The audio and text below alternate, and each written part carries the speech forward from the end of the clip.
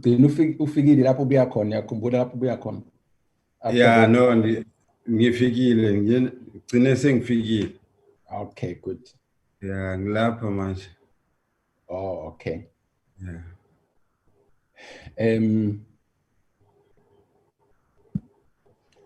Darren? Yes, Chairperson. I think we are ready to start. Did you get the minister and the deputy minister? Chair, I don't see them on the platform yet, but there are people joining, so I'm not sure, Chair. Did you get the PLO to check whether the minister and deputy minister are coming? I'm still waiting for his response. I've sent him a message, Chair.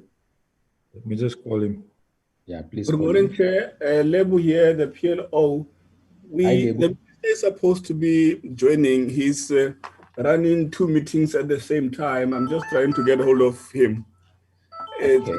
I think he's the one calling now. I'll come back to the meeting shortly.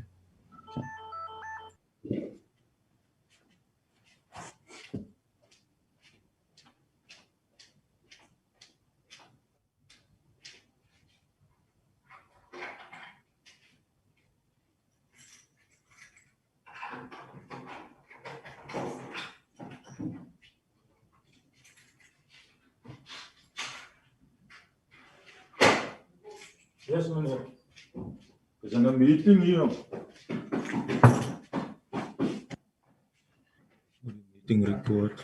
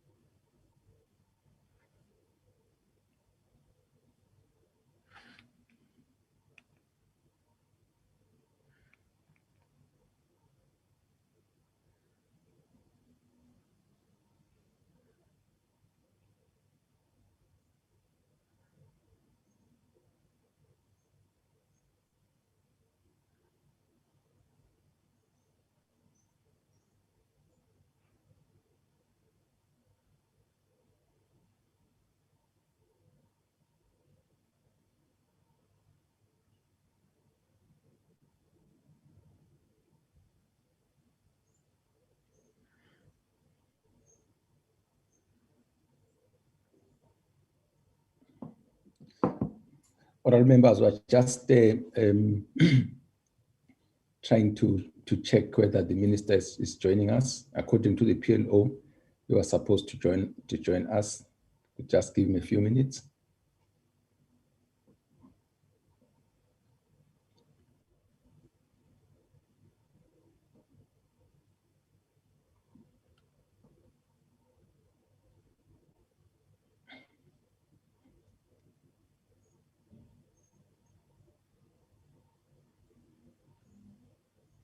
Kaiso.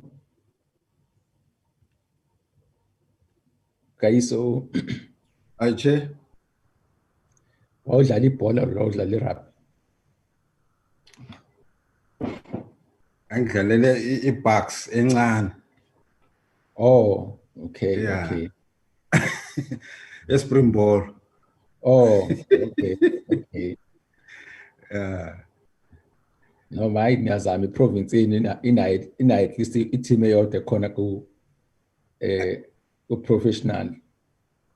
Oh, dlalele Ngithe at least i-province yenu ina i-team eyodwa ku professional. Iphunya selesele. Idlalele professional. Khona into lesibili hayi i-team eyodwa iprovince enkulu kangaka ayilungi kahle. No, beke ikhona yazi le mawuvula umuntu beke khokhela sometimes kunale le nkinga le ukuthi akukho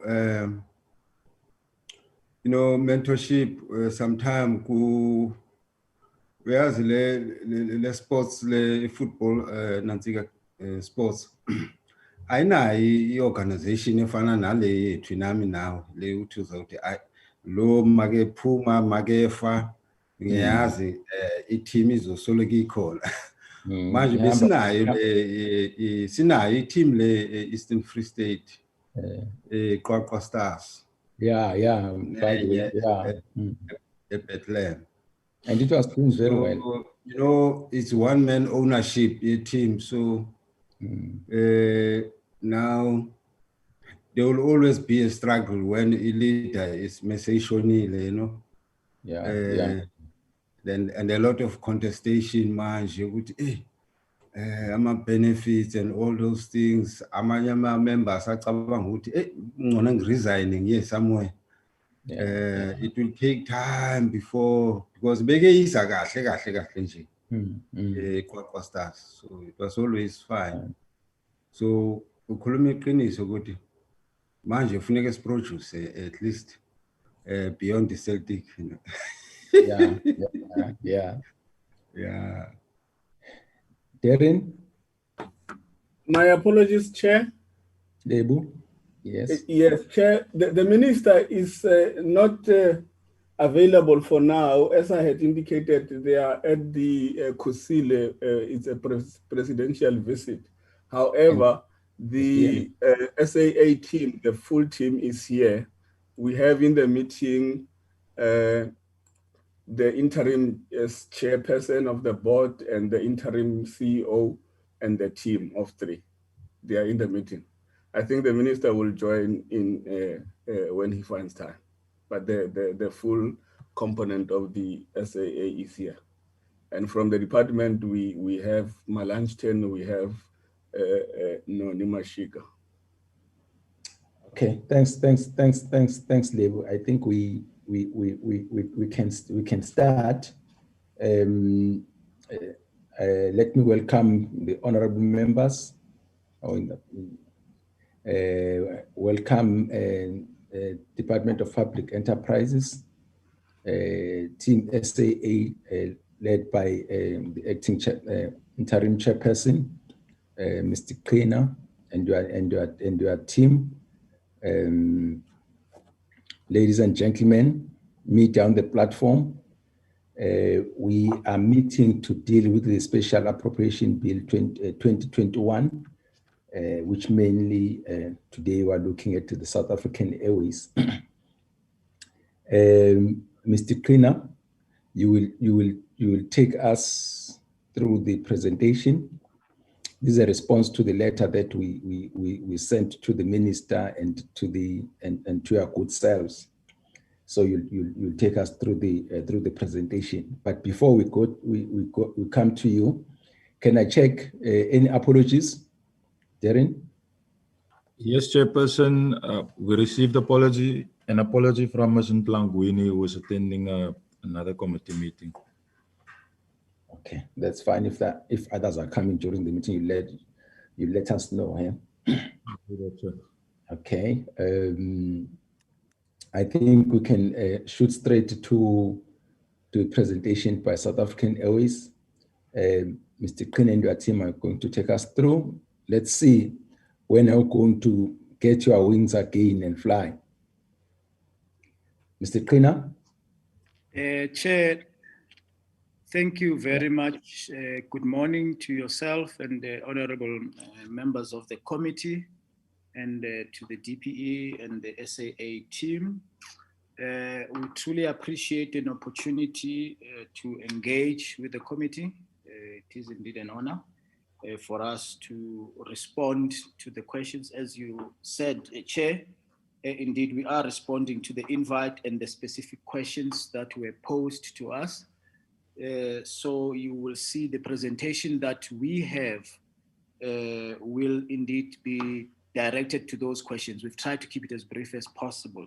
Before I start, Chair, I would appreciate to get an indication of how much time do we have on the presentation, so that we don't talk forever and ever. Let me check with you to do justice to your presentation. How much time do you need? Yeah, I think the presentation is relatively brief. So in the next 20 minutes, I think it's 9:10 now. By I think 30:30, if we're taking too long, we should be done. It will be done by myself and the interim CEO. But let me, with your permission, just briefly introduce the team that I brought with. It's myself, as you said, Chair. And then we have the interim CEO, Thomas Kokolo. You can see he's got his picture and the bright tie there so that we don't miss him. Also, we have Fikile Mfondlo, who's the CFO as well. I don't see his picture. Oh, there he is as well. He's got a blue tie, so you can see him. And then we also have two non-executive directors who've joined us to give us even further support. As you know, Chair, we are an interim board that was appointed on the 8th of December. So two of those board members, one is Nick Badukba. Nick is based in the UK, but he's joined us and he's always been present in our meetings because we hold most of them virtually. And then we also have Professor Edna van Harte, who's joining us. I don't necessarily see her just now. So that's the team we brought. And as you also highlighted, we've got the DPE team. Chair, I take it the presentation was sent to the committee, and we can just quickly take you through that. It's an 8-page one. We'll try to make it as brief. The first slide really is giving a background, Chair. Jeff. Yes, the presentation was sent to us, but I just wanted them to start writing the presentation for the benefit of the public out there. Thank you very much. Thank you very much. Thank you, Chair. Hello. Yeah, so we can go to slide 2. We go to slide 2. So on the background, we thought although it's common cause and it's known, we thought let's just to give in a bit of background of when we talk SAA, particularly for this appropriation that we're talking about, because it talks to the. The ministers also prioritizing that, but SAA is leading. So we're talking when we talk. Sorry, Jeff. Just a second. Can I ask everybody else who's on the platform to mute? Please mute, and then we'll allow Mr. Kuna to continue this presentation. Just check that you are muted. Your mics. Thank you so much. You may continue, Jeff. Thank you, Chair. So SAA, when we talk SAA, the group, the big subsidiaries, it's Mango, it's the SAA Technical that provides the technical services, and then we have Air Chefs that provides all the catering at the airport, but also where we've got lounges and also in the planes, not only for SAA, but also for the other companies, but I'll come back to that. So the airline, SAA itself, the company which went into business rescue, but it's out now. There's a slide, we will talk to that. Stopped flying last year, March, and it hasn't taken off yet. I know the chair said, when are we going to come to fly again, but we'll talk to those. Mango has been, is a low cost and it's 100% subsidiary. Technical is also 100% subsidiary, and it does largely the aircraft maintenance and services of SAA and some of the regional and international airlines. And then we have Air Chef, which is, as I said, it does made meals. SAA went into business rescue, I think it's common cause known, on the 5th of December 2019. And they were the business rescue practitioners. It was joint of them who were appointed. And the SAA only came out of business rescue on the 30th of April. In fact, when the questions was raised, it was just before that happened. Air Chefs, so I will concentrate a little bit more on the subsidiaries, because that's where the appropriation largely talks to, but we'll talk to SAA. So two key subsidiaries, SET, which is South African Airways Technical, and Air Chefs, and the bulk of their revenue, Chair, from SAA, because although they were providing services to other airlines, but they and their revenue from SAA. And then, as one would imagine, when SAA stopped flying, they were severely impacted. The subsidiaries themselves, Mango, SAA Technical, and Air Chefs did not go into business rescue when SAA went into business rescue.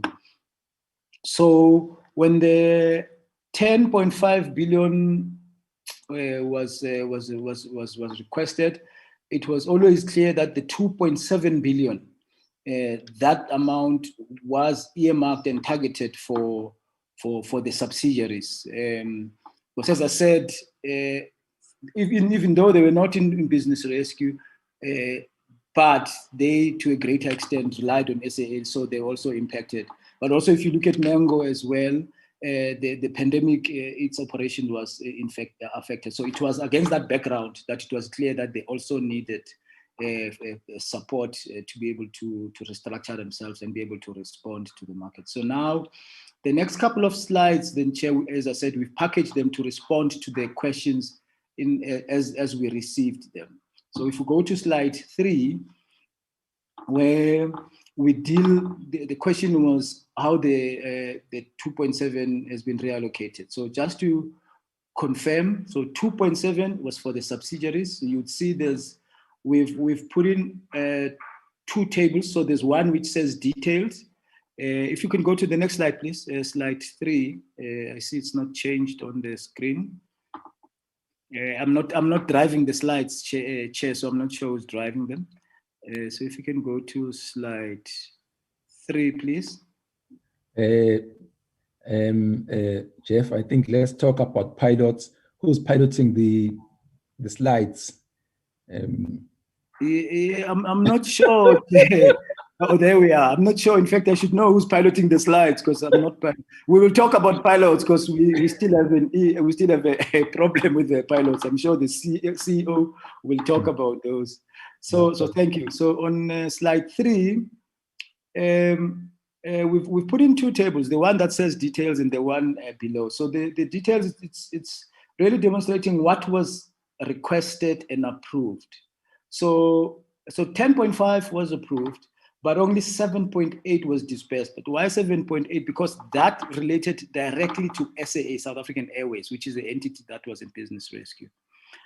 The 2.7 has not been disbursed yet, which is why we are here. So it's not that it wasn't approved in the budget in terms of the approval processes, but it needed to be appropriated to the subsidiaries. And the other point was, because the business rescue practitioners were dealing with SAA, that is why then they looked at the 7.8 for the subsidiaries. We will explain how that 7.8 to date, what has been paid and what isn't. In terms of the disbursement, 3 billion was for the voluntary severance package and employee liabilities. 0.6 billion was for post-commencement finance creditors, because they were creditors after it went into business rescue, that did provide funding and needed to be funded. So then we had unflown liabilities, a portion of that 2.2, and then there's also working capital, which was earmarked when we restart SAA after the business rescue, that would assist in that restart process. So we can go to the next slide, please, slide 4.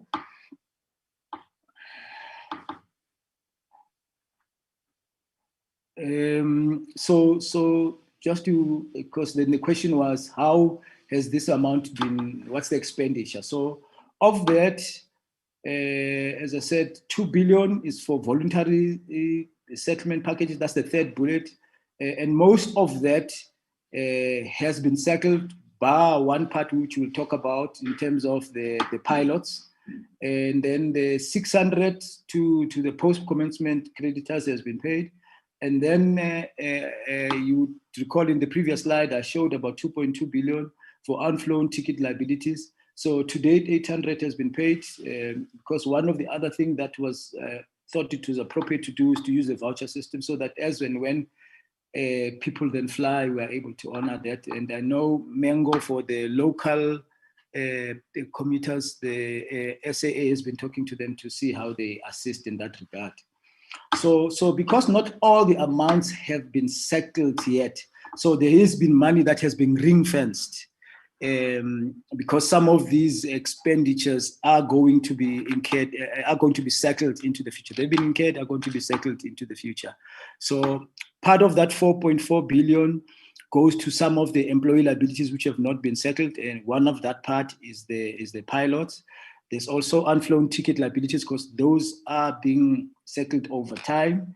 And then there's guarantees. We will mention a little bit there because what has happened is now government through National Treasury is no longer offering guarantees. And as a result now, SAA has to find a way of ensuring that some of those guarantees that are requested can be honored. So we have to ring fence some money. And also then there's that 2 billion on the restart. So all of that is talking to the 7.8 billion that has been dispersed. The 2.7, which we're talking about today, is for the subsidiaries, which that amount has not been dispersed into the SAA group.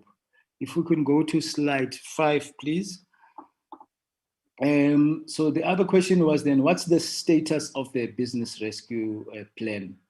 Maybe at this stage, I will allow, with your permission, Chair, the CFO to talk about this particular one. Because as I said, when the question was asked, it was before the business rescue practitioners process, or at least the business rescue practitioner plan was concluded, and that happened at the end of April.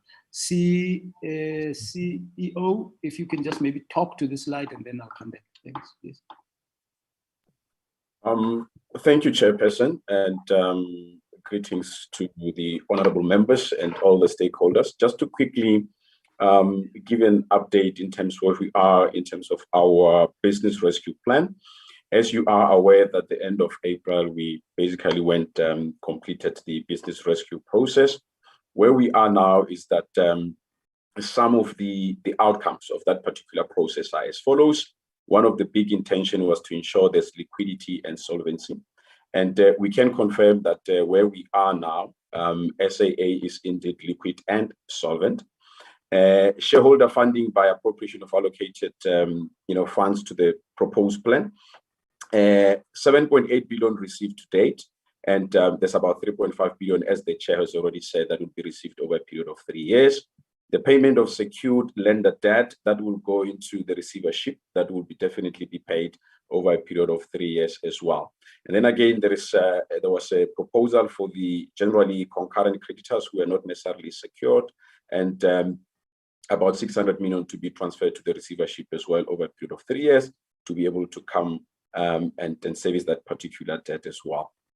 There was about 1.7 billion paid to lessors based on a 6 months lease charges that we were able to then service there as well. And then the post commencement creditors paid in full, we have been able to settle those through that particular business rescue process. And the organizational structure As you can appreciate, colleagues, that this is something that you don't do once off. It is something that we have taken on over and above what the BRP practitioners have done, and we are continuing with that just to make sure that we realign and make sure that the organization is at the right level to be able to accommodate what is currently happening on the market. And then from there is a revised company structure.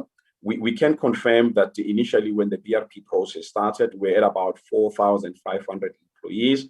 Currently, we're sitting at about 1,000 employees because we introduced issues of VSPs and Section 189 process, and we can confirm that a significant number has taken advantage of that particular opportunity.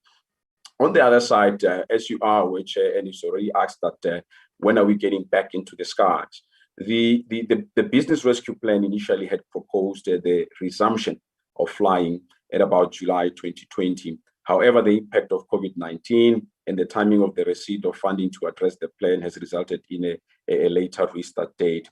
We looked at the environment, we looked at where the organization is, and as a draft or as a proposal, we're looking at July, August 2021. But however, this date comes with some complexities, Chair. The issue of the COVID-19 is still something that we need to consider.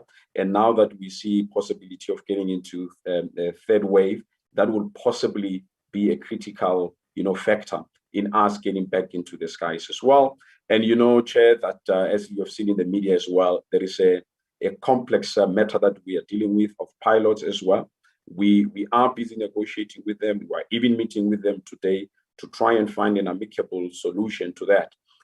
But the longer we delay on this one, Chair, or we are not resolving it, it will definitely give us a bit of a tough time in terms of us looking at the restart of July and August 2021. But at this stage, that's what we have, and the environment and the issue of the pilots is the one that will be a key in terms of us finalizing the restart plan. Thank you, Chair. Thanks, CE. Chair, I know the CE spoke about the issue of the pilots. I just want to really stress that, because that plays a big role in our ability to restart timeously, or at least in the terms of what we think is possible. And as I said, they had their meeting on Wednesday, and they are going to engage again. And the business rescue practitioners, before the process ended, they also spend a bit of time on that.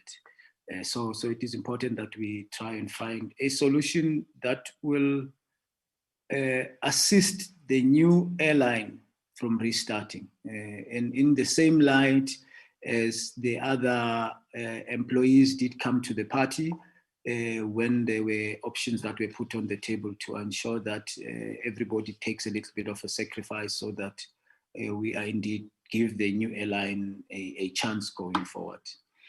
The next slide, please, if you can go to slide number 6, which is in a way talking to this one. The question was, when is the business rescue process coming to an end? And as we said, now that has indeed happened. And then from the 1st of May, they've exited. There is something called a receivership, which we have not necessarily spoken to it here in these presentations. This is where, in terms of the business rescue plan, some of those liabilities which would be paid over an extended period, those would be taken care of in that receivership, which the creditors did vote for the receivers, and they are dealing with that. And that was very important for it to happen, Chair, so that they could be able to take some of those liabilities out of the SAA balance sheet, so that indeed it is able to be liquid and solvent going forward. If we can, and then there was a question that was asked, if you go to the next slide, please, that wanted to know the status of some of those investigations, so we've highlighted, we've put in a slide just to highlight some sense of those investigations that are underway.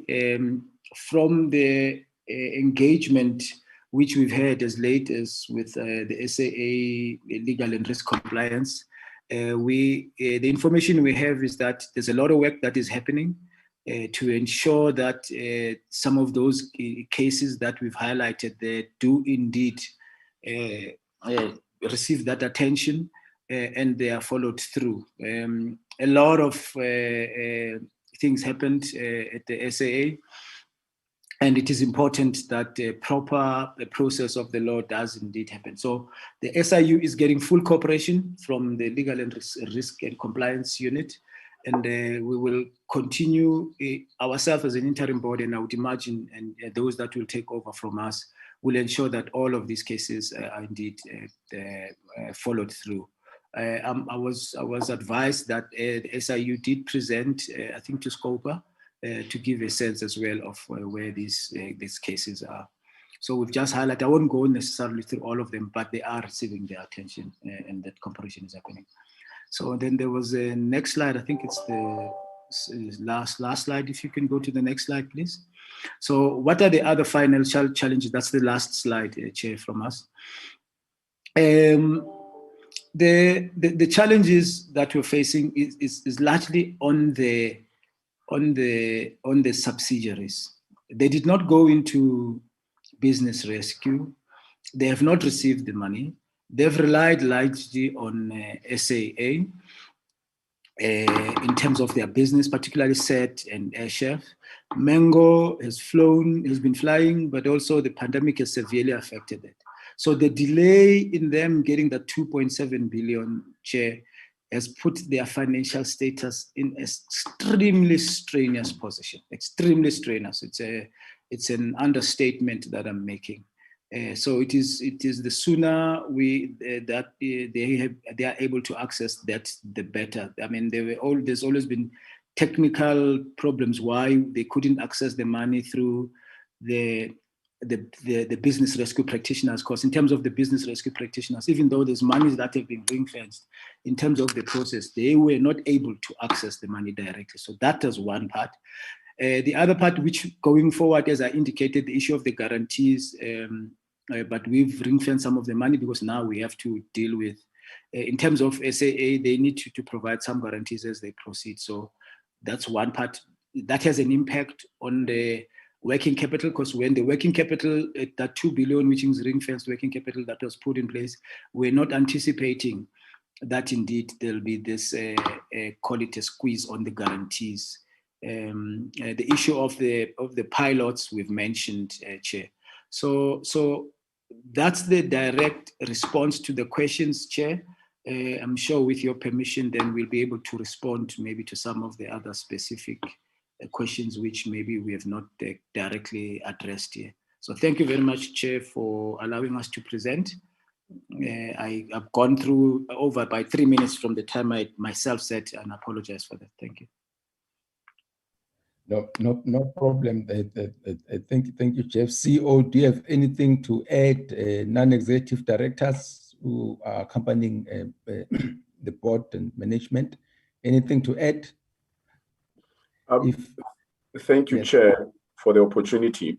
I think what we must just add, in addition to what the Chair of the board has said, is that as we look at the restart plan and the overall turnaround plan, we need to make sure that every cent goes the extra mile. So we need to be prudent in our spending to make sure that we are able to bring in efficiencies within the organization. As you could imagine, that with the tough environment that we are facing, we need to really make sure that we are robust in terms of our turnaround plan, but more importantly, make sure that we are very tight on the costs that we might be facing as a business. Thank you, Chair. I thought I should just add that part around the strictness around cost management. Thank you. Okay, perfect, Mr. Fokolo.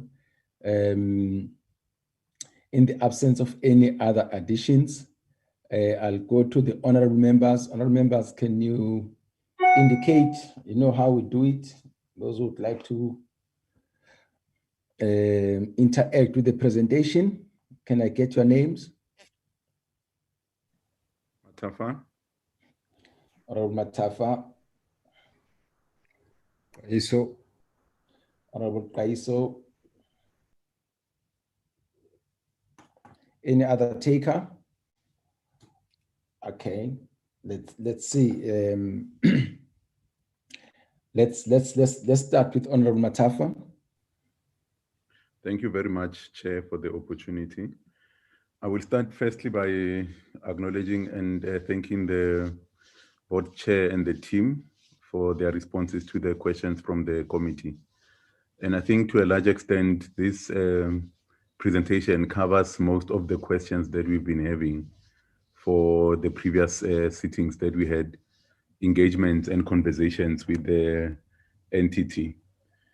But I think, Chair, it would be fair that I pose the following questions, but starting with one that I know, as much as we are sitting here, our preoccupation is with the numbers. And these numbers in the main are financial. But Chair, the reality is that behind these numbers, there are human beings, there are families, and there are livelihoods. My question would be, is there a process, whilst the board is moving in restructuring and strengthening the financial operations of the entity, are there processes that are aimed at taking the staff or the affected people on board so that blow by blow they understand what is happening? And Chair, why I'm raising this issue is that there seems to be a lack of communication between the board management and the worker on the floor, either as a technical or in the airline itself. And we received from one of our members in our committee an article around the emotional hardships that goes through when entities or companies are faced with these particular challenges as it pertains to the developments in Denel, where you have staff members, some of them taking their own lives, losing livelihoods, and others losing their families due to the emotional trauma that the uncertainty comes with. So I'm just interested to know if whether is there a process that is aimed at ensuring that the staff members exactly know where we are, what is it that we are trying to achieve, and by when we'll be out of the woods. Chair, the second one is based on the last point that was presented as additional information on the strictness of how this process will unfold, making sure that there's prudent spending and that each and every rand received and disbursed goes the extra mile. I just want to find out if whether, in order to ensure that that comment is realized, will there be specific conditions that will be attached to each portion of the 2.7 billion as we are discussing? Or are we just dispersing into these particular subsidiaries and hoping for the best? My wish is that there will be conditions that will come with it to ensure that we are able to monitor if whether there's compliance and also alignment to the overall structuring objectives. The second one, Chair, is specifically related to Mango. The 819 million that is earmarked now for the subsidiary, will it be sufficient to ensure that Mango remains afloat after receiving it? And Chair, this is motivated by the fact that the cancellation of flights that we saw on TV, particularly the Zanzibar route, would have maybe, in my view, caused some particular reputational damage. And obviously there will be cost of unflown tickets. And maybe there are also a failure due to this temporary suspension of flights of receiving revenue and by extension servicing the existing debts. So I'm just interested to find out if whether is the 819 million still sufficient, given all these other developments that took place between the initial allocation of the 10 billion for the SAA and its subsidiaries and where we are today to ensure that the 2.7 billion earmarked for the subsidiaries do reach the particular subsidiaries, particularly the 819 19 million that is going to Mango. Still on Mango, Chair, I'd be interested to know if whether is the board aware and the management team as to the extent of the debt liability that Mango has to AXA. And lastly, Chair, I just want to find out, besides AXA, is the board in possession or in clear understanding of what other debt obligations does Mango have, and what is the view of its creditors as we speak?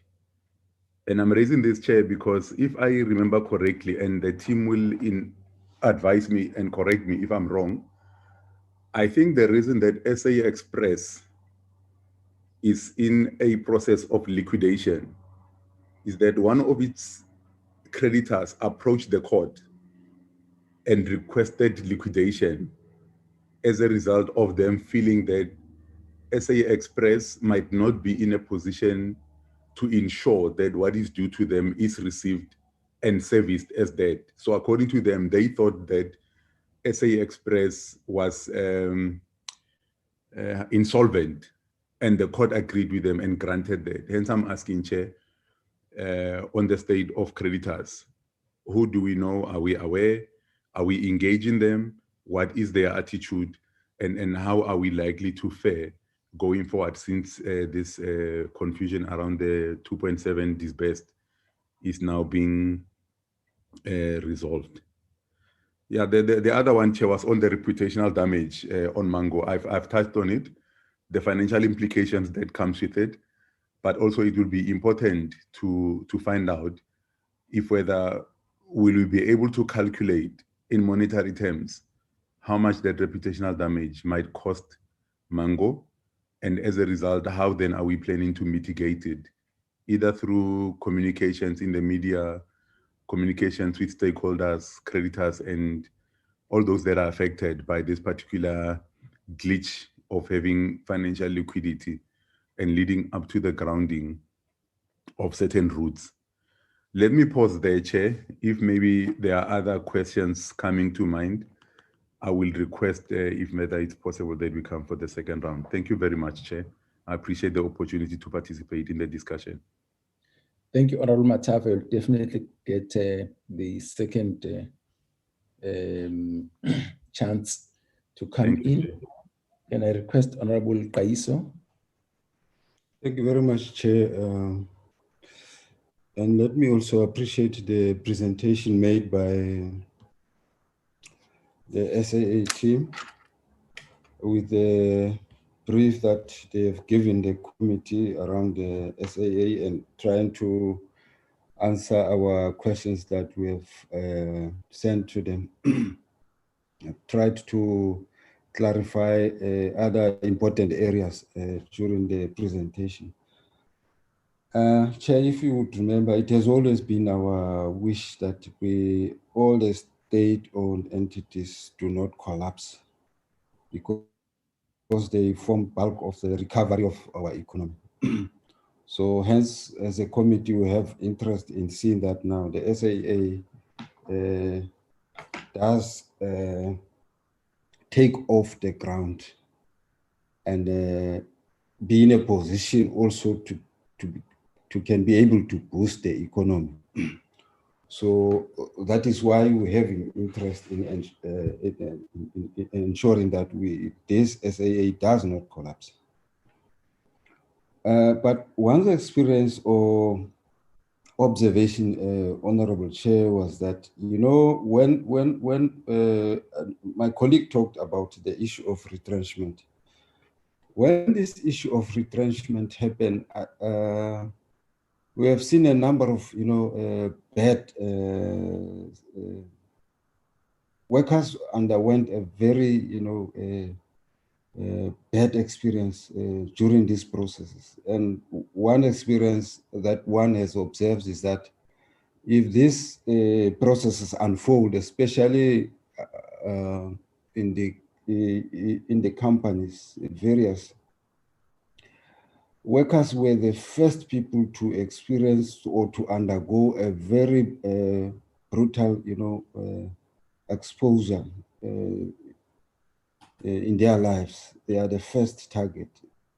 So I just want to know, man, how would SSA avoid this in future? Not even SSA, I'm saying generally even on the state-owned enterprise, that workers should not be subjected into this kind of a very brutal experience that they underwent, that they stay in months and months without salaries. What could be done in future? Why doesn't it happen that at least for workers, there should be, a protection line that has been drawn, that now, for whatever reason that happens when the company collapses, or workers, benefits and wages are not affected by this immediately by this serious developments, such as one that has undergone at SAA. I'm referring to a situation where, for instance, I want to know how is the SAA going to manage this. I want to term it, allow me to term it indefinite dispute, which took place decades by the technical staff. How are you going to manage a payment of such a decade dispute, which has taken place? And are you able to give a breakdown sort of, approach to this so that it is closed? Because I just want to imagine when we have a decade of disputes, or a dispute of decades, how are you going to resolve so easily this difficult issue? So I just want to understand from the team SAA, how are you going to deal with this matter? Because it's a huge cost if you talk in terms of wages and salaries. Now,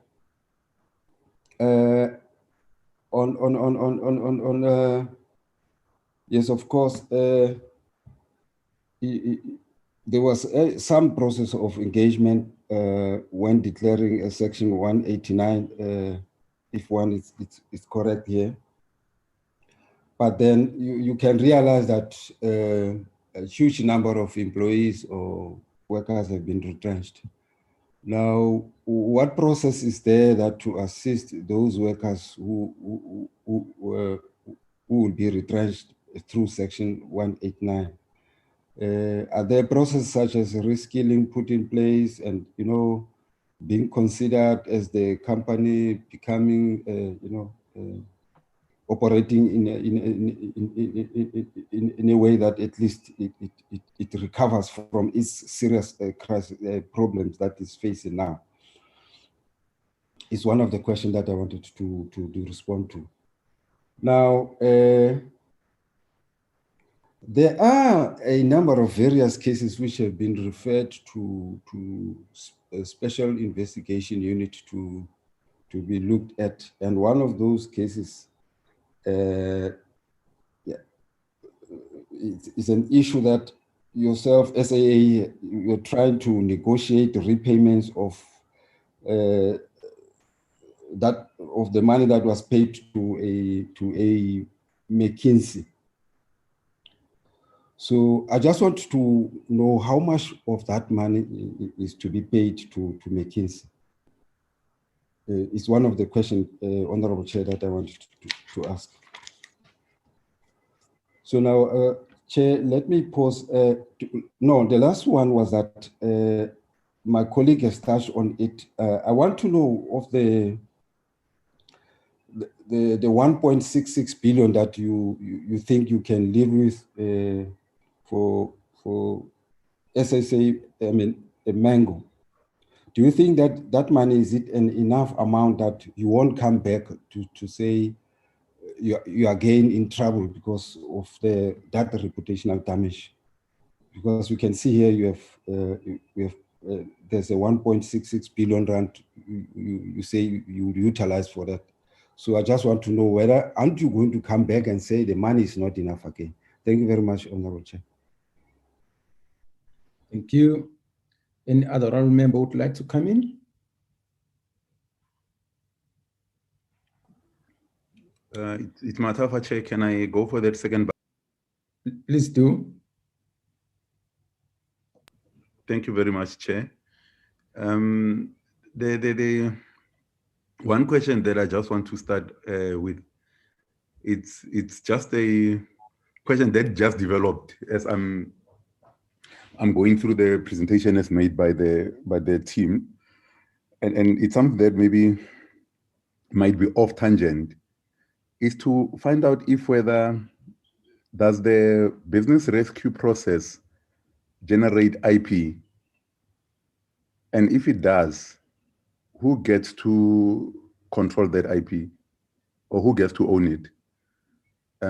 Simply put, Chair, the information gathered, consolidated, and used up to a point where SAA exits the business rescue process, who gets to keep it? So that in future, if SAA would want to refer to it, would it have access to that? Or will it be in the sole possession of the practitioners? On that one, Chair, on slide 4, the presentation does state that they have exited the business rescue process. Now, my question would be, are we able to quantify the cost implications of the business process? How much did it cost us to get to a point where we say we are exiting, and then we are then able to start all this other commencement of negotiations towards hitting the skies again? And maybe we can speak of the cost drivers of the 7.8 billion as approved. How much was paid to the business practitioners? And are they able to also indicate for what items of the advice was this particular amount used?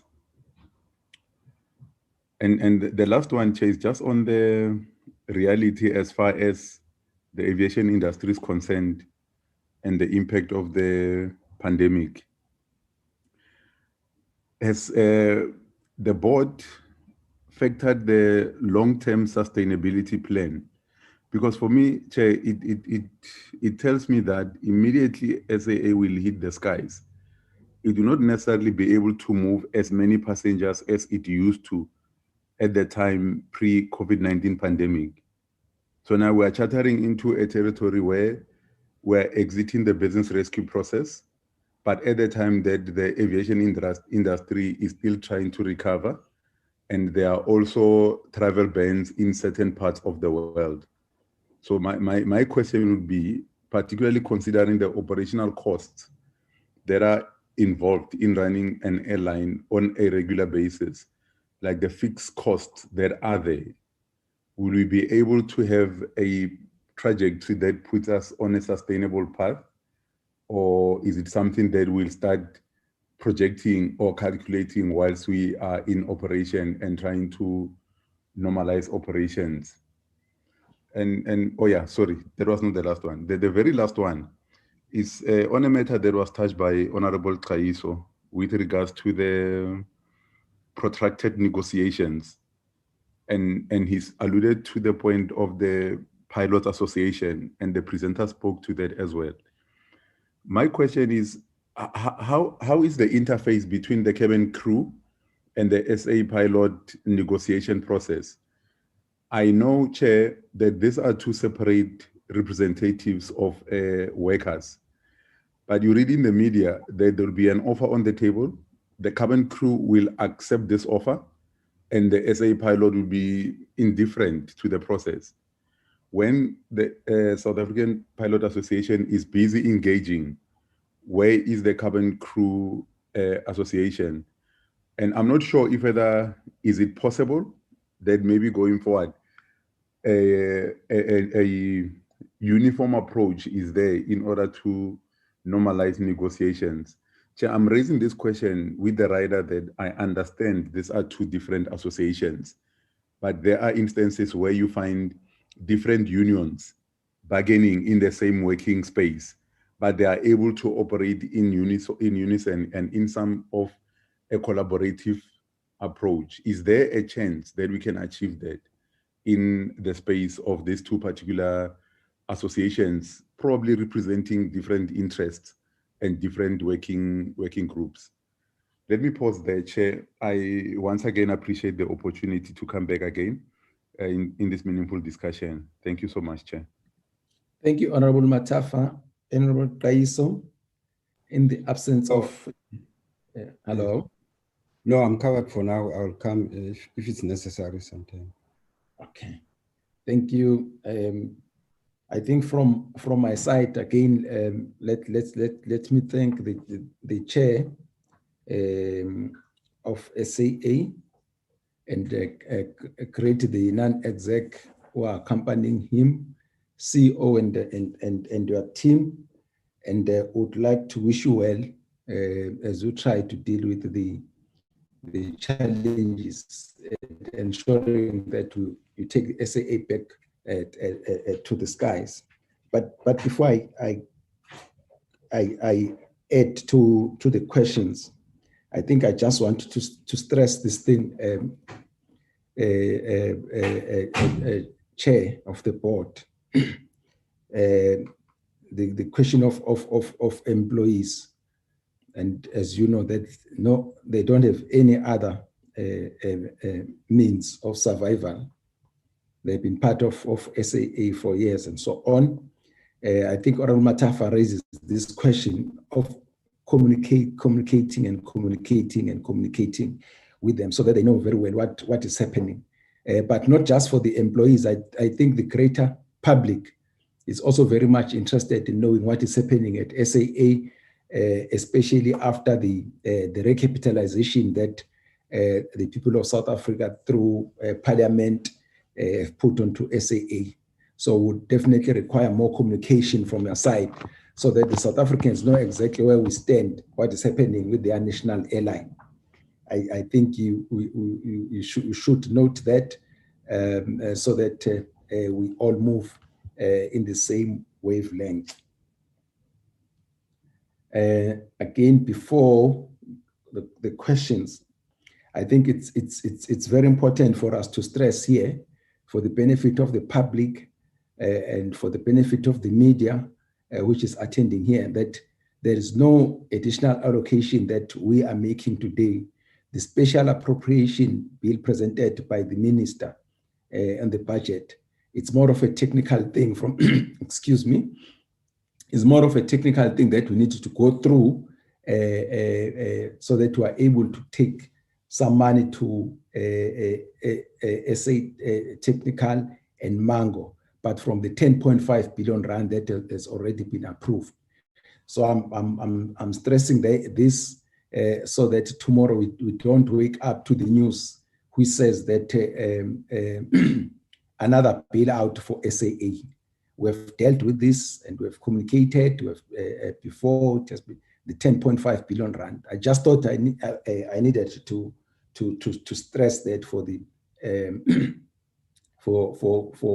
for the benefit of the public out there and for the members of the media who are attending. Chairperson,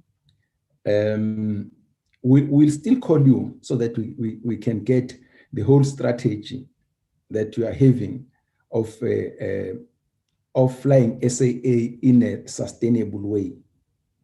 I think we need to know that it will start answering some of the questions which my colleagues, the honorable members have raised, so that we ensure that going forward, SAA in whatever form or shape, it is sustainable.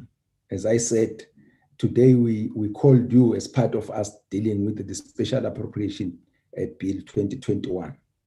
So we will still need some further engagement. My first question, looking at your creditors and stuff, I didn't see the provision for Voyager Mile holders. What is the situation there? If you could share with us. This one has been asked, but I would like to stress, in total, how much did we pay the business rescue practitioners? And perhaps related to this, what is it that the business rescue practitioners do, which management generally can't do? Because even during the process of the business rescue practitioner, again, it was a parliament who had to appropriate additional funds. I just think from your perspective, what is the value that you really think that we got from a BRP, which ordinarily management and the board wouldn't be able to do? The question of, we had said that for this airline to be sustainable, and there's no debate about it, we seem to be agreeing, the question of the strategic equity partner. Would you share with this committee as to how far we have gone with the strategic equity partner? If there are still some confidentialities, we'll understand, but we just know where exactly this process is and what are the timeframes of getting the strategic equity partner on board. Remember that helps the company to share both the upside and the downside. The risk gets shared between government as the major shareholder and the strategic equity partner, but I'm sure there are many other things that you are looking at, the managerial expertise and so on and so forth, that you share with a strategic equity partner. So we are much interested into getting the timeframes of getting the strategic equity partner on board. It's no rocket science to say that each and every day that SAA is not flying, the other companies who are flying, they're busy eating on what used to be the South African Airways market share. I would like to get from yourselves, good selves, how do you intend getting back the market share that you are losing each and every day that you are not flying? So much has been said about the dispute between the pilots and SAA. What are the main areas of dispute between SAA and pilots? Can you share that with the committee and with the people of South Africa who are watching and listening to us at the moment? One of the things which was cited as a big problem, which led or contributed to the situation in which we found ourselves as far as SA is concerned, is the question of the evergreen contracts. I want just to check with you, and those evergreen contracts were said again to be very excessive. They charged us a lot of money, much above what the market charges. So I just wanted to check, as we are dealing with the pilots on one hand, what is happening with those contracts. And I'm sure it's a comment, but from my side, but you may comment if you want, if you want, that again, each and every day that I spoke about market share, but again, each and every day which passes without SAA being in the skies, we're just burning cash without getting anything on your top line. So I heard that you are giving us the timeframes of July to August.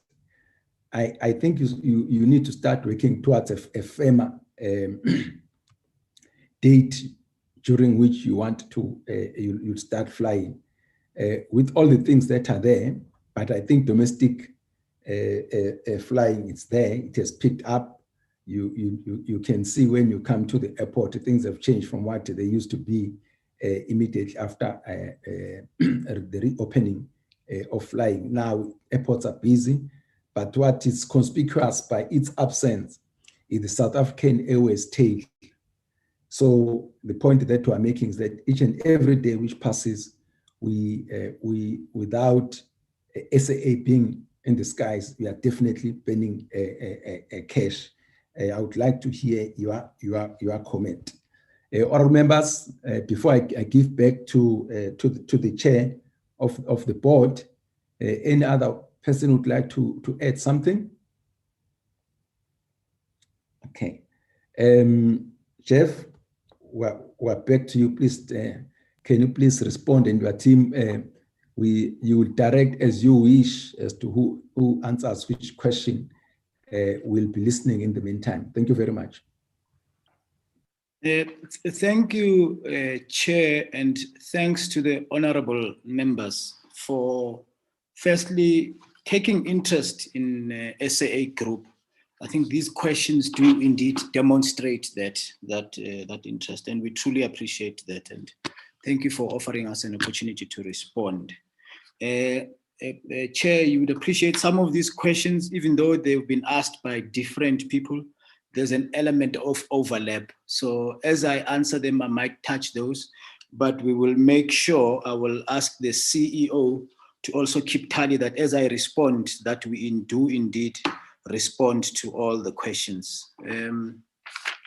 Let me start by also appreciating the fact that, Chair, you have clarified that this is an appropriation. It's not a new application because the application was indeed made. So I think it's clear that is that. And you've also made it clear that there's no additional allocation here. So the issue of communication, Chair, we appreciate.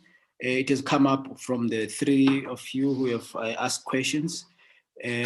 The approach for us, as much as we would want to communicate, and we will continue to communicate, and I know this platform also allows for that, but it is important for us to communicate a message which is clear, where we don't confuse people. So maybe that's why we haven't communicated as much as people or at least would have expected. But also, Chair, when the business rescue process is in place, the business rescue practitioner is in charge. That's the reality of the animal we're dealing with. So they are in charge, even though ourselves as an interim board that came on the 8th of December, but they were in charge in terms of the law. That's probably one part. I mean, it will talk to one of your questions on the business rescue. You said, what is it that they do that management cannot do?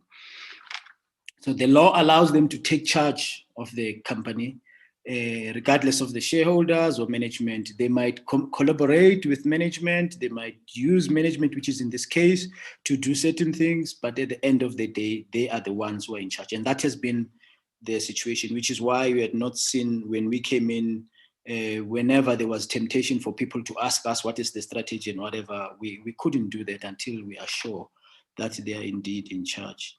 You asked a question on the strategic equity partner, the SEP. I will ask this DPE team here to maybe respond to that, but I will respond to the other questions. So I'm just warning them because that process, Chair, has been driven by the department as the shareholder, because at the end of the day, it's the shareholder who decides how much percentage of the business they sell and whom do they want as their partner. So I will leave that to the DPE. It's a pity the minister is not here, but I'm sure the DPE team is capable of addressing that. I do not have a response, including the timelines. But your observation is very, very key, Chair, for us to ensure that SAA is sustainable into the future.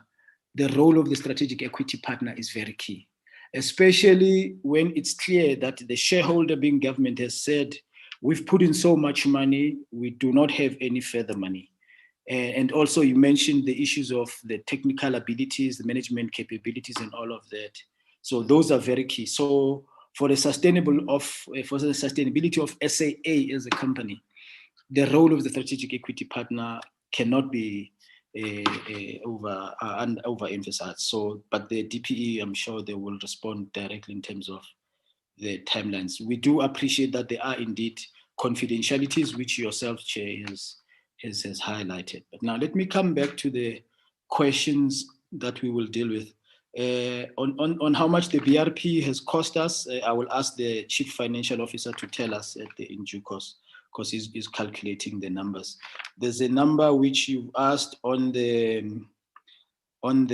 Voyager, which I do not think we have it, but I'm sure this Chief Financial Officer can check that whilst myself and the CEO try and address some of these questions that we've answered.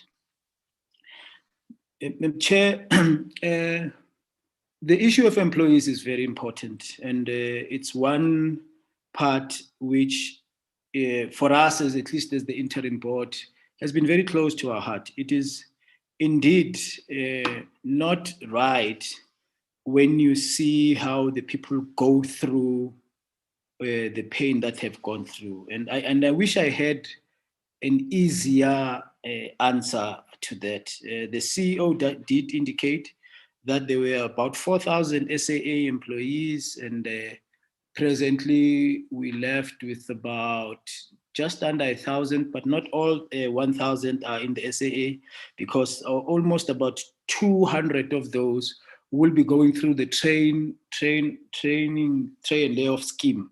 I think there was a question to say, what support are we giving? So there was that part on the train. It's just over 200, which will be going through that to ensure that at least they get some other training so that they can be able to deal with other opportunities that might arise since they are them not being part of the SAA. Now, how did we get to that 1,000 number, which was going to be less? That is informed by the restart plan, a plan which, in terms of the business rescue process, what happens is the business rescue says to the creditors, I want you all to take a sacrifice. So you take a sacrifice, but here is the plan that will help this entity to come around. And from that, one of the other parts you have to factor in is the revenue. Where are you going to fly? How are you going to make the money? But also on the other side is on the cost implications. And then either the leases, the type of planes and everything that goes with it. But in addition, then the people, then how many people would you need? So I'm sure all of us would appreciate when that decision was being made and the plan was approved sometime around June last year, there was no clear indication that we would be where we are as far as the pandemic is concerned. So the environment has changed significantly. So even those assumptions that were made then, they've changed. And so that will also impact on the final numbers that we see. So even I would imagine when the strategic equity partner comes in, they will have to look at those. So we might end up with a different number. But for now, those are the numbers that we have. So that was on SAA. Now, on airchefs, I will do with airchefs and SET, and then we will come to Mango because there's a couple of questions which are dealing with Mango. So South African Airways Technical, which is, we call it SET in brief, is going through a Section 189 because we have to engage. I mean, you would recall I said in our presentation about 80% of the business that SET provided was largely to SAA. Now, not only did SAA stop flying, but the new SAA that will be starting at a much lower scale than the original one. So that means then the type of support that it needs from other entities like airchefs and SET will have to be at a reduced level.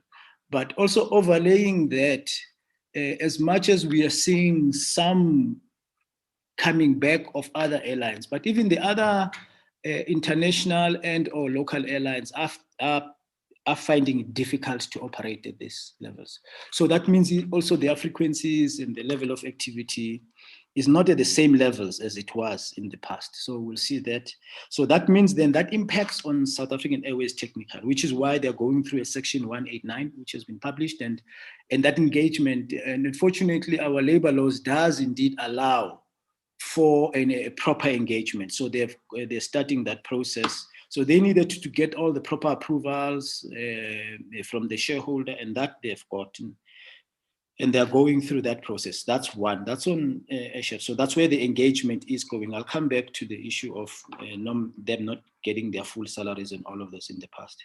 So the same process is going to happen with airchefs, where they have over 1,160 odd people.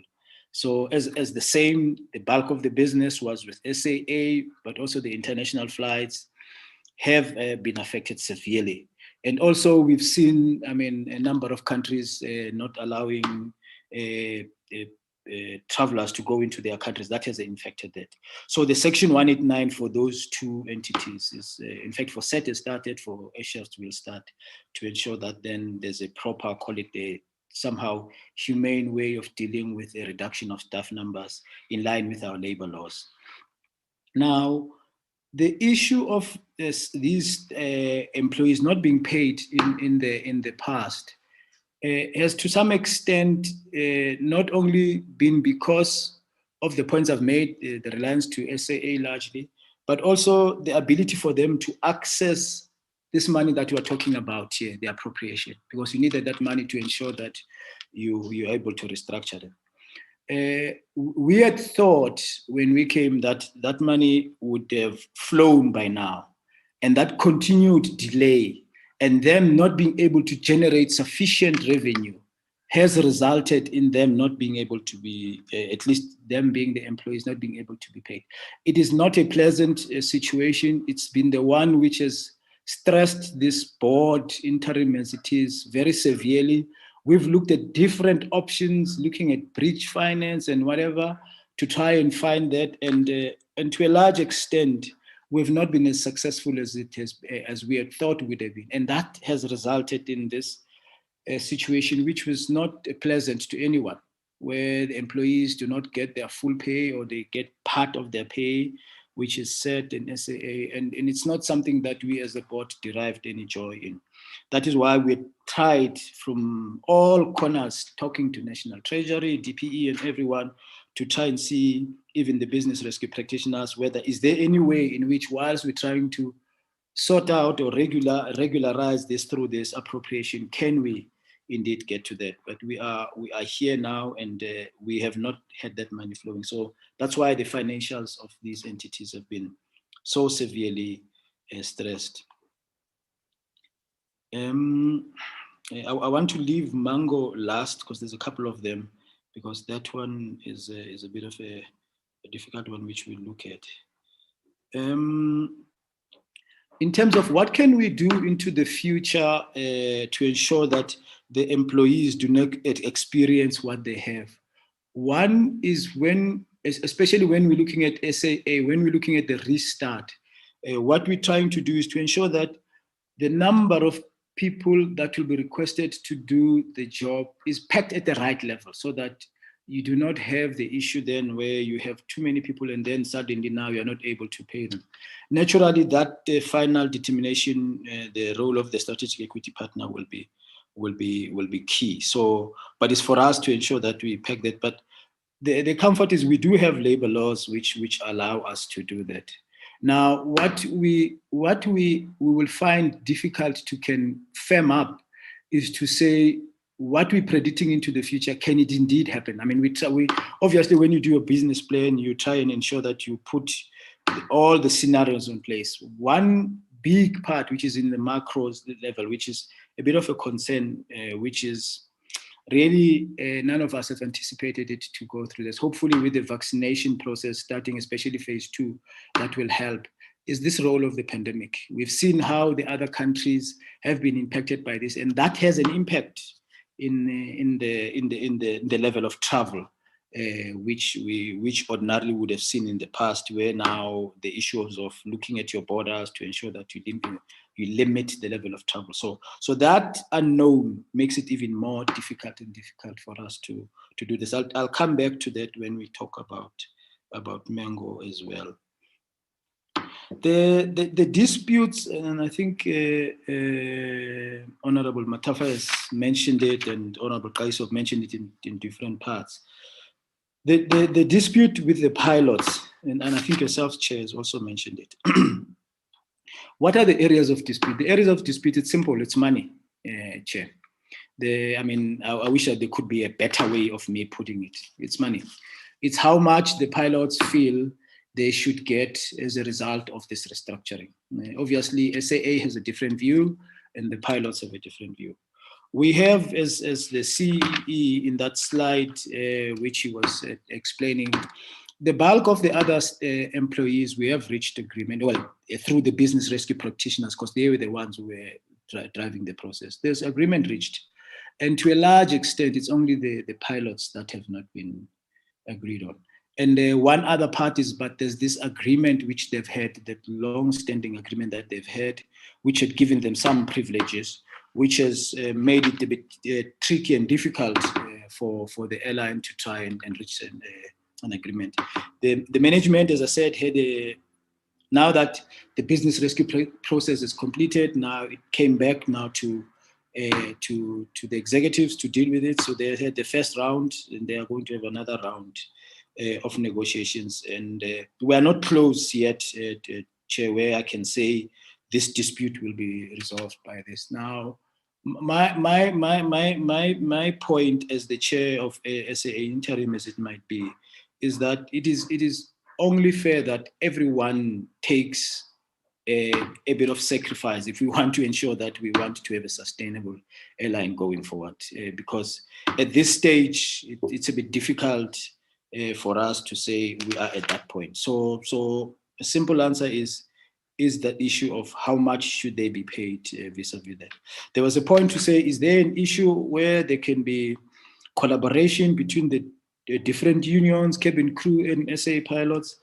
Chair, that I don't think ourselves can have a view. I mean, unions represent their members, and they are the ones who can decide how best to do that. For us, as board and management, what we're trying to do is to try and see what are the chances of us bringing back a company which is SAA that is sustainable into the future. And for that to happen, there has to be some sacrifices.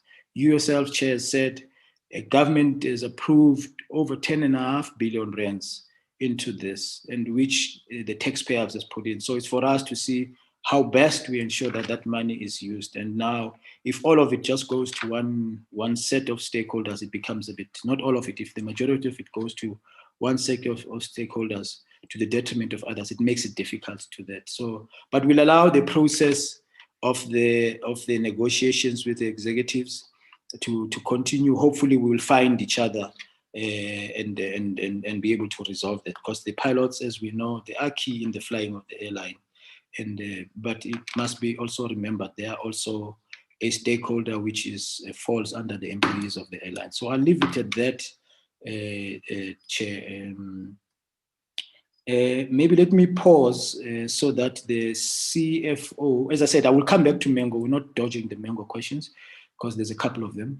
Maybe the CFO can just say how much did we pay the BRP process, if you can have the background figure.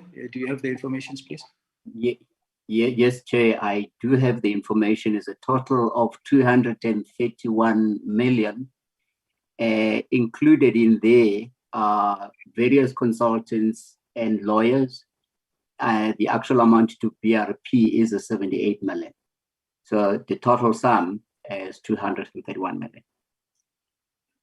Thank you, Figile. Do you have anything on the Voyager? Did you manage to find anything on the Voyager? Yes, so the Voyager credits are totaling 900 million. The program was closed, as the airline has been closed, and it shall be open as we open the airline. The validity is being extended.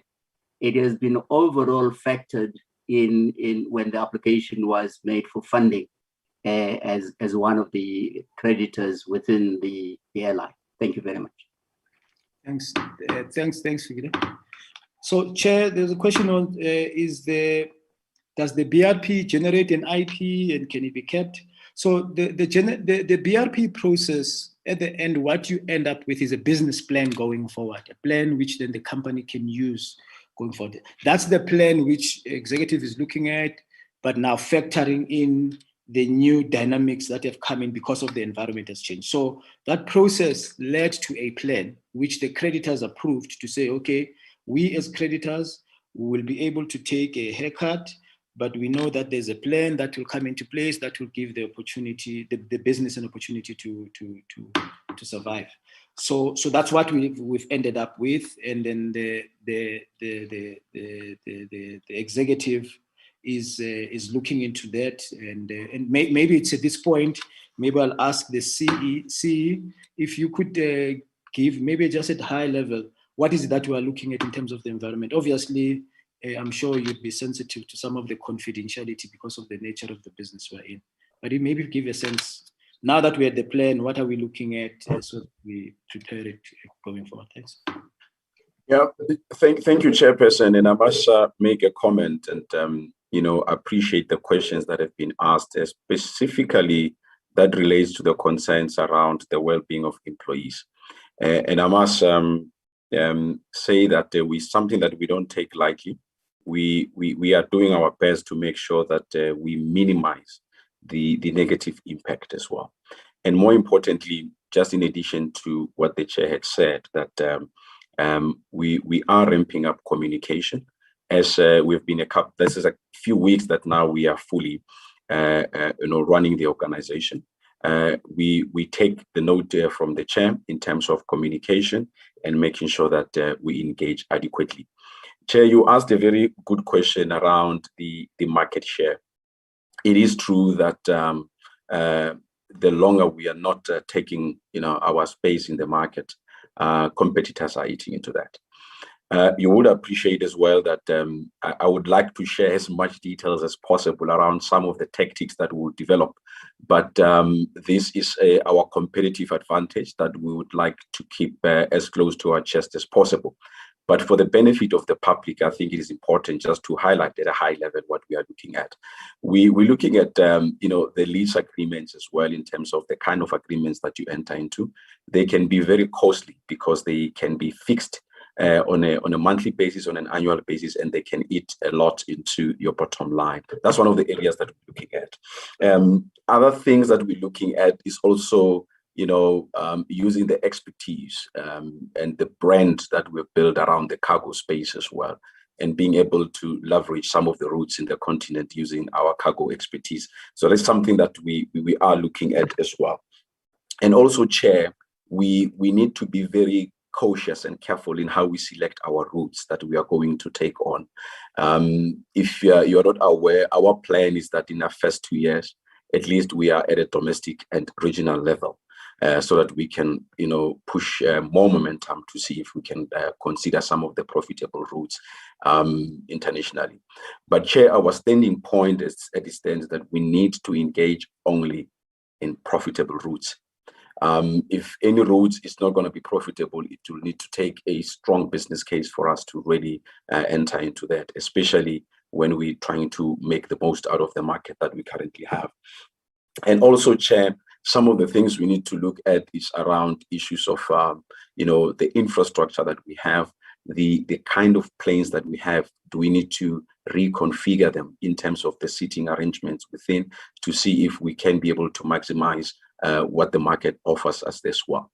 And Chair, one of the things as well is as we build up the restart plan, the key is to make sure that, the burning of cash is kept to a minimum. For example, instead of getting into those fixed leases of aircraft, we would try and make sure that at least we get into what we call power by the hour in terms of not paying a fixed monthly amount, but paying as you use. So that is kind of things that we are looking at as well. Internally, we need to ensure that we retrain our staff as well and try and make sure that we've got a multi-skilled employees that can assist in different responsibilities at a particular time. And again, Chair, one of the important thing about aviation is that if you let your cost get out of hand, you'll find yourself wanting. And we are putting mechanism internally in place to make sure that we are clear what cost we are incurring, and we get the most out of this particular cost. And one important thing is to hold people accountable for what they are spending on. And more importantly, for those who transgress some of the policies of the organization, we need to ensure that there is adequate consequence management, Chair. We are in a space where we need to do more with less. We can't afford to just take it for granted as if that money is available all the time. So we need to be very strict around those who are not spending adequately as well. But more importantly, we need to prepare them to understand the importance of planning for cost efficiency as well. One of the questions that was asked was around this allocation that goes to the subsidiaries in terms of how do we make sure that the money is spent for what it is intended for. And I want to say again that we need to be clear as this money is given to the subsidiaries, what it needs to be used for. We need to get into those agreements with the subsidiaries where there is clear strategies, but more importantly, strategies that are executed as well. And again, levels of accountability needs to be very clear. And we need to also minimize as much as possible wastage. As you had a sense that with all these contracts that are being investigated by the SIU and the Hawks and the Public Protector, that there's been a lot of mismanagement of certain procurement processes. And we need to tighten them up by making sure that we monitor them adequately and we hold those who are responsible accountable. Like I said, Chair, I would have loved to share more about the tactics that we are considering internally, but those are things that we are also still stress testing as well to make sure that they can be accommodated on the market, but also not divulging too much for the competition. Thank you, Chair. If I may get back to you. Thanks, CE. And I can assure you, Chair of the meeting, that we are getting closer to that. I'm leaving Mengo last, Chair. You'll appreciate when I respond why we do that. Before I ask the DPE to come in on the issue of the SCP, let me say, Chair, there was a question to say, what is it that the BRP brings that we don't? The BRP, because it's in terms of the Companies Act, so they have, call it the legal standing of talking to all the creditors, freezing and or cancelling all the agreements that they have, renegotiating those. So that's one part that the BRP process has done, and it has brought.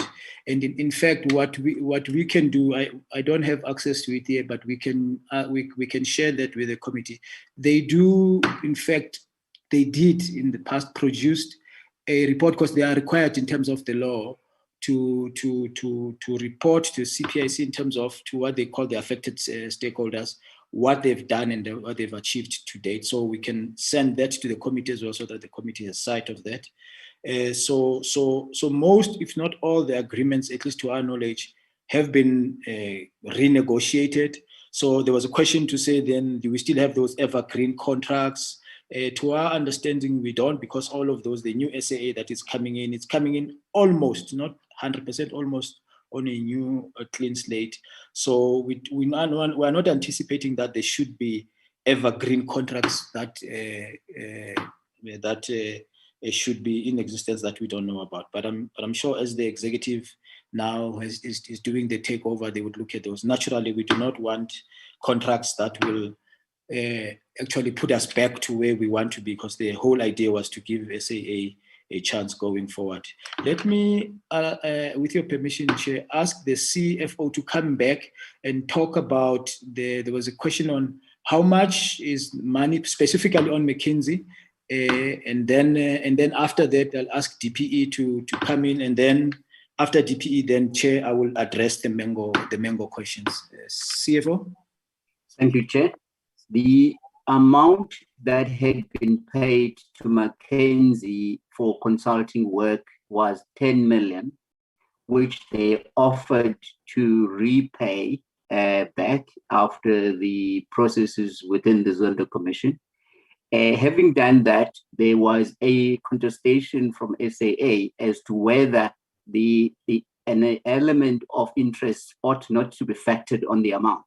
The argument was that SAA has all along been surviving on borrowed funds, and they had interests that they were servicing. And that's where the issue is at. It hasn't been fully concluded at this stage, but there is obviously an offer for 10 million. There is an issue of interest that is on the table. Thank you very much. Thanks, CFO. So I'm not sure, is it Mr. Makobe, are you the one, or is it Noni who's going to take the SCP process? How far are we and what are the timelines? I'll take that, Chair. Thank you. Good morning, Honorable Chairperson and honorable members of the committee, colleagues from SAA and DPE.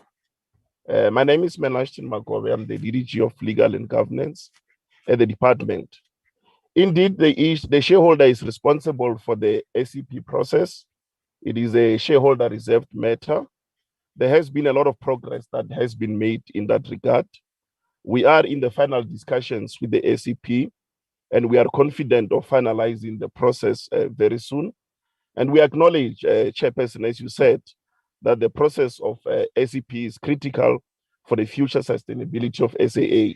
And hence we are expediting the process of getting an SCP, which process will finalize soon in the next month. Thank you, Chair. Thanks, Mr. Makobe.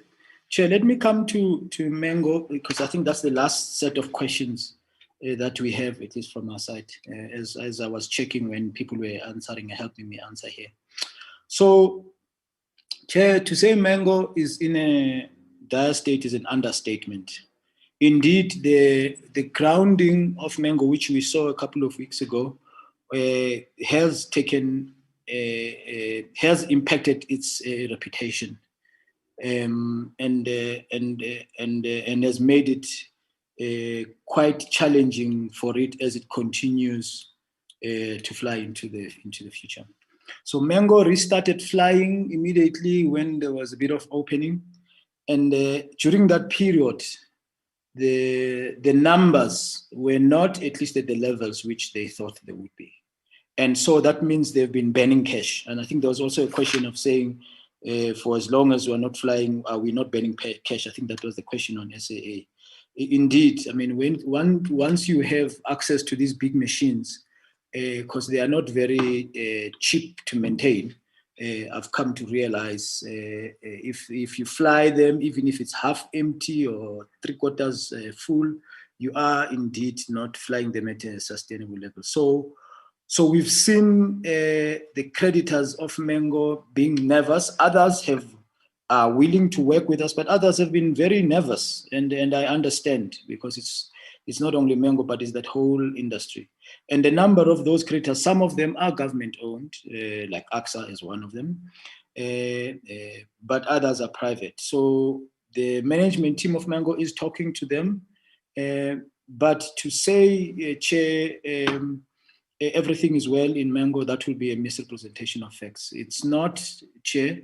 There's lots of engagements. In fact, what I didn't mention, Chair, in the engagements, all of these subsidiaries, they've got CEOs, even though some of them are interim, and they are talking to their staff, their different staffs, in terms of what the situation is, where we are, and engaging with the labor. So same as in Mengo. Is the 819 sufficient? I think that was a specific question, Chair. As I sit here, Chair, it's clear it's not sufficient. That is why we're looking at all options in terms of Mengo, even including engaging with their creditors to see what is the best way of dealing with this situation that we are facing. We are engaging with the shareholder, so the 819 does assist to some extent in helping us restructure it, but it's not sufficient. If we look at the level of liabilities that are there and the creditors, so that's why we're engaging with the shareholder, both as the board of Mengo and also the board of SAA, to see what is the best way forward for Mengo. We're looking at all options, and I hope you'd appreciate, Chair. So once we come up to some position, which should be soon, I mean, it should be soon, we would want to make sure that the stakeholders, firstly of Mengo, are communicated with, and then in those stakeholders, including the staff. So in fact, the SAA board is spending disproportionate time dealing with Mengo issues, because that's one of our ones which is very, very worrisome in terms of its state. Without putting any blame, I mean, obviously the fact that we have not received the allocation up until now, because when they restarted, the plan was they will restart, get some money to do a bit of restructuring and then continue. But obviously that had not happened. So that has sort of exacerbated the problem. So all options are on the table in terms of how best we can try and address this situation. And once we've gotten guidance from the shareholder through our engagements, I'm sure the department will share with the committee as well in terms of the way forward, Chair. So that's where we are. So in short, the state of our subsidiaries needs urgent attention, Chair, and I hope with this presentation that we have, the committee will assist us to ensure that the appropriation indeed does happen as quickly as possible. We are looking at saying how do we give them oxygen between now and until the appropriation happens so that we can restructure them and ensure that they are given a chance going forward, especially set which is key into the aviation industry. Chair, we've tried to answer all the questions, at least from as I tick them. If we've missed some, we would appreciate your point. It's not because we don't think they're important, it might be just that we've missed them, but over to you, Chair. And thank you for allowing us to speak and address these questions. Appreciate it. Thanks. Thank you so much, Chairperson of South African Airways, Mr. Kleiner. Honourable members, any follow-up questions?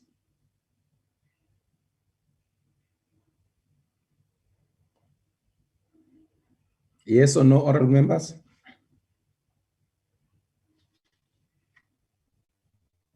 No, I'm fine, Chair.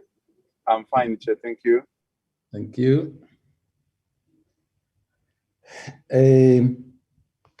Well, let me just make perhaps one or two follow-ups.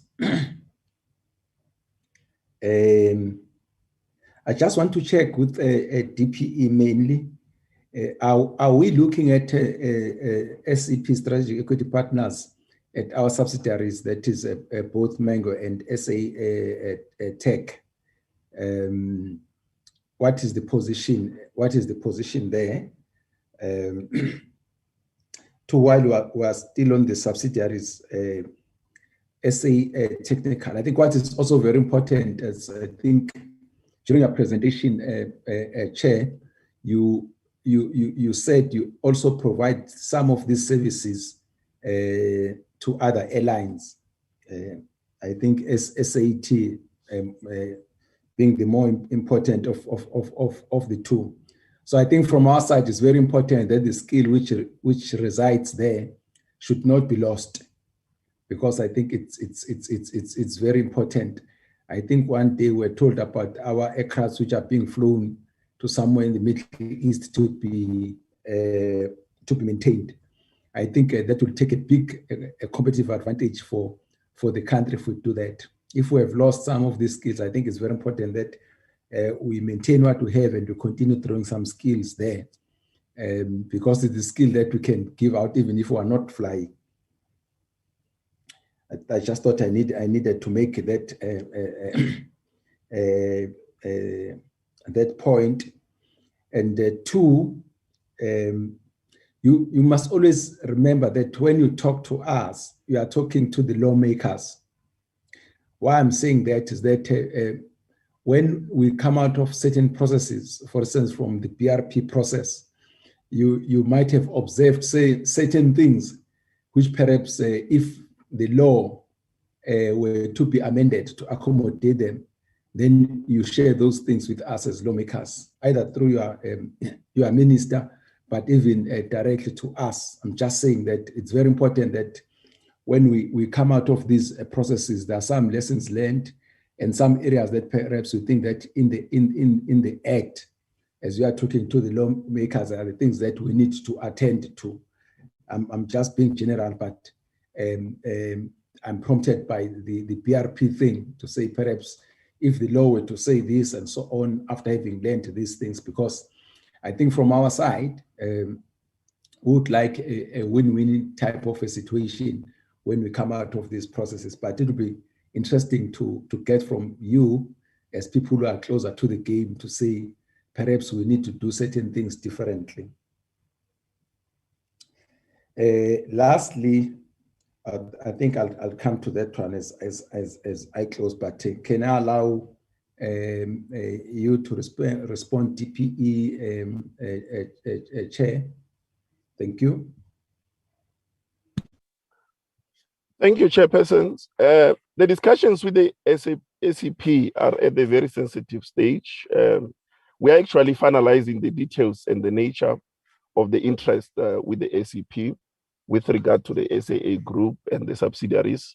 So we request the committee just to allow us to finalize this phase of discussions. And once we have agreed concretely, that we come back and then give you a concrete feedback in that regard. Thank you, Chair.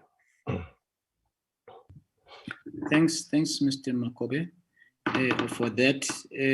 Chair, your observation on, especially on SAT, South African Airways Technical, is really spot on. You know, as I get to understand the role they play, the more I appreciate how key they are in the South African aviation industry. So that's why in our endeavors, at least as the board and when we interact with DPE, we're trying to preserve as much of the skill that is there as possible. Even though they'll be going through a Section 189 because of the economic situation. So even in that process, the message to management of SAD is to ensure that that key competence we continue to have. We are going through a slump as the airline industry in general.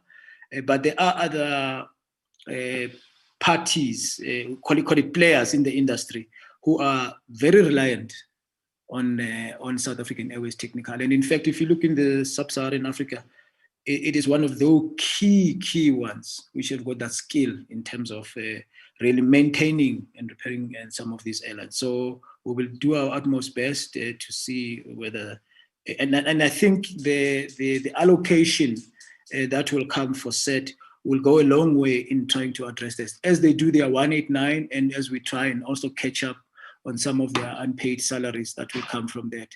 It is a way of us to try and positioning them so that they have a chance going into the future.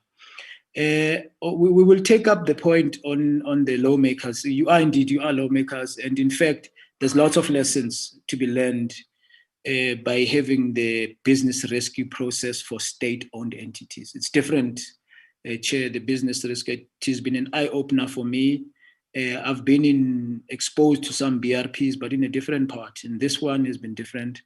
And we will indeed share with DPE. In fact, and I think DPE has more lessons than us learned from this process. And I think there are areas we can improve. I think the idea of having a business rescue process was a good one, but there are areas in which we can improve, especially when there's only one shareholder and which shareholder is expected to put all the money. It comes up with its own challenges, and also what's the role of the board in that process. But we will share this with DPE, and I'm sure DPE through the ministry will engage with yourselves. But thank you. Thank you, Chair. Thank you, DPE, non-execs from SAA, CEO with your team. Thank you very much. Yeah, indeed, Jeff, we need to look at these things, and at the right time, DPE would like you to share with us some of the lessons. I think for me, following this process, there are areas which just became bump to say, I think this could be done differently and so on. But let me reserve that and allow you the space, and definitely would like to engage with that process, share with us the lessons that would have been learned. Just to talk about the process now, hearing you very well, Chair, about the need for intervention, especially at Mango, and I'm sure at SAT and HFs, this process of the Special Appropriation Bill. We are looking from our side as the committee first week of June, we were finalizing our process, and then it immediately goes to National Assembly. A few days again, I think it will still be the first week of June, where this Standing Committee on Appropriation and the National Assembly will finalize their process. I think by the first week of June will be done. Then, as you know, the lawmaking process, then it goes to NCOP. I think somewhere mid-June, the NCOP process would be finalized. And since we're talking about the money that have already been dealt with, I don't foresee big challenges, although I shouldn't preempt the National Assembly and the NCOP. But as I was saying, that this is not new money. It's money that was already approved. I think it's this technical part which we are dealing with. So give and take, mid-June, I think this process should be finalized.